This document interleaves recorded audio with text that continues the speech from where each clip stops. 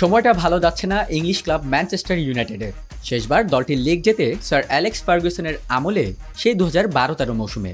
এরপর এক দশক পেরিয়ে গেলেও আর লিগ শিরোপা স্বাদ নিতে পারেনি ক্লাবটি। সে লক্ষ্যে অনেক প্লেয়ার ম্যানেজার বদলেও হয়নি কাজের কাজ। তাই এবার দলকে নতুন করে সাজানোর পরিকল্পনা করছেন ক্লাবটির নতুন মালিক স্যার জিম র্যাটক্লিফ। ব্রিটিশ সংবাদ মাধ্যম বিবিসির মতে 3 জন বাদে বাকি সব খেলোয়াড়কে বিক্রির কথা ভাবছে ম্যান ইউনাইটেড। তালিকায় আছেন কোচ এরিক টেন হ্যাগও।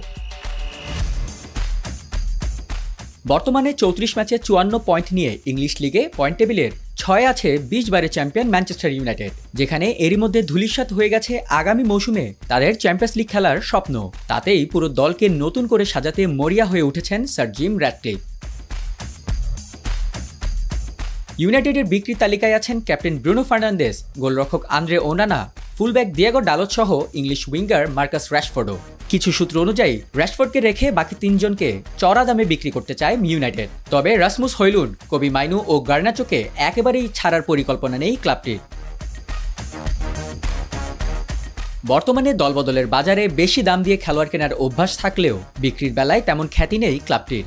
গত কয়েক বছরের মধ্যে 2.5 কোটি পাউন্ডে ড্যানিয়েল জেমসকে বিক্রি করা ছাড়া তেমন কোনো অর্থের খেলোয়াড় বিক্রির রেকর্ড নেই ইউনাইটেডের। তাই এবার ক্লাবটির নতুন টেকনিক্যাল ডিরেক্টর জেসন উইলকক্স খুব ভালো করে দলবদলের মাঠে নামতে যাচ্ছেন। চুক্তির মেয়াদ শেষ হওয়ায় বিনামূল্যে ছেড়ে দিতে হবে মার্শিয়ালকে। এছাড়া ফিরে যেতে পারেন ফিওরেন্তিনা থেকে লোনে আসা মরক্কান মিডফিল্ডার আমরাবাত। ক্লাব ছাড়তে পারেন চলতি মৌসুমে ভালো করা হ্যারি ম্যাগুয়ার ও স্কট ম্যাকটোমিনেও।